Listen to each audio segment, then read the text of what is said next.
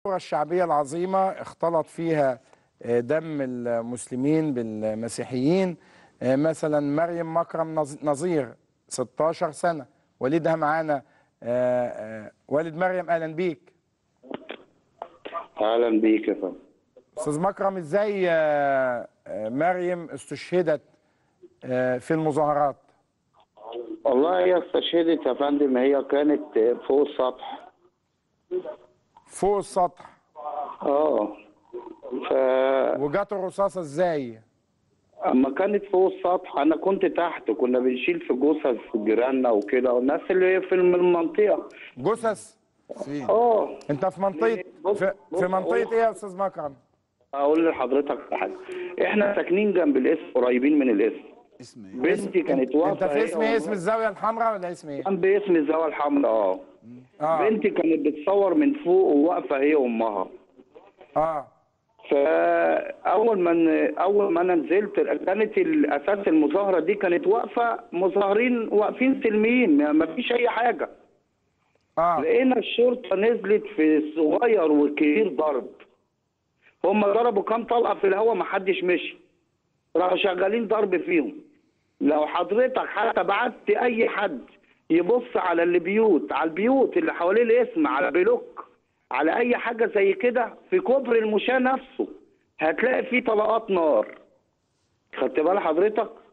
طيب الرصاصه ازاي يعني مريم فوق السطوح، يعني كيف وصلت اليها اقول لحضرتك على حاجه، الطلقه امها بتقول لها يا بنت سيبك من التصوير يلا ننزل، فقالت لها ياما ما تسيبينا حتى نموت شهداء. ما كملتش الكلمه، قالت لها طب يلا ياما ايه ننزل، ما فيش منها مشكله، يلا ياما ننزل. فهي ونازله الرصاصه عدت، في رصاصه جت في صوت جت في البتاع في كوبري المشاه، فادت صوت عالي. فلما ادت صوت عالي هم انتبهوا لها، انتبهوا لصوت الرصاصه جامد، فهم واقفين. الرصاصه عدت من قدام امها، راحت جت في بنتها، جت في الخد بتاعها، كسرت الفك وجابت لها قطع شرايين، وجابت لها شلل نصفي الشمال واليمين. فده حضرتك يلا البقيه في حياتك. وانا عاوز تجيب صوره بنتك، لان زي ما بقول انه شهداء هذه الثوره الشعبيه العظيمه توضع صورهم الان في ميدان التحرير، وعلينا ان نجمع كل الذين استشهدوا في كل المحافظات وفي كل الاحياء الشعبيه، لانه بنتك استشهدت ضحيه لهذه المظاهرات. انت مش عايز تغير اسم الميدان ولا ايه؟ ما هو هنخليه شهداء شهداء يعني الحريه. شهداء الحريه. ميدان طيب. شهداء الحريه لانهم استشهدوا في سبيل حريه استاذ عوض الله ومات له ابنه ابانوب 17 سنه. استاذ عوض الله اهلا بيك. 18 سنه يا باشا. 18 سنه. طيب ازاي كيف استشهد ابانوب ابنك؟ راد بياخد درس في ميدان فيكتوريا وراجع على طريق الزاويه الحمراء، ففي نزلة الكوبري كان في مظاهرات عند الاسم، فالميكروباص نزلته، ففي جماعه اصحابه واقفين مترمين في الجنينه مضروبين بالنار في دماغهم، مفيش طلقه في الكتف ولا في الظهر، كله في الدماغ يا باشا. كله في الدماغ. طلق نار حي كم اطلاق الرصاص الدماغ تعدي الناحيه الثانيه. فابني كان معاه اصدقاء معاهم موتوسيكلات واقفين، يخش هو يجيب الناس المصابين يحطهم على الموتوسيكل ويركب ورا منهم يودوهم السيد جلال، يرجع ياخد تاني. نفس الموضوع، يرجع ياخد تاني، يرجع ياخد تاني. هم بالظبط 37 جثه.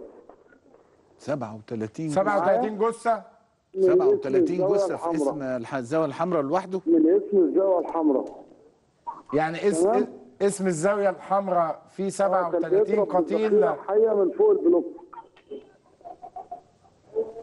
معايا؟ اتفضل. داخل يجيب اخر واحد، راح جاله طلقه في دماغه من ورا في الجمجمه، راحت معديه. عيشوا في الفكره مع الناس راحت معديه في الناحيه الثانيه من عند القوره. معايا حضرتك؟ معاك. طيب راح السيد جلال الفتح ده طلعناه، حتى شهاده الوفاه حضرتك ما لقيناش حد يعملها، مسكت اديه ومفيش حد شايل مسؤوليه ولا راضي اي حد يعمل ذره قلم. وموضوع كبير جدا. ابني لا بيشرب سيجاره ولا من العالم المتسوله ولا فلوس الدنيا ما تعوضنيش عنه. طيب انا طبعا في كمان مايكل وصفي 23 سنه، وفي جرجس لمعي موسى 30 سنه. يعني انا عايز اقول انه في هذه الثورات الشعبيه تختلط دماء المسلمين والمسيحيين. يعني هي ثوره شعبيه كامله متكامله، فيها وحده وطنيه، قوتها انها بلا احزاب تقودها، بلا قوى سياسيه تقودها، وبلا جماعات دينيه تقودها، حتى لو حاول البعض ان يستثمرها او يستغلها. لكن يعني خلينا اقول لك انه قوتها الاساسيه قوتها في شبابها وبراءتها. يعني طالعين عايزين نغير النظام، لا عايزين كده ولا عايزين كده، وشباب زي الورد 10/10. كل ما اخشاه من ركوب الموجه بقى اللي هيركبوا. لا، لن يستطيع احد ركوب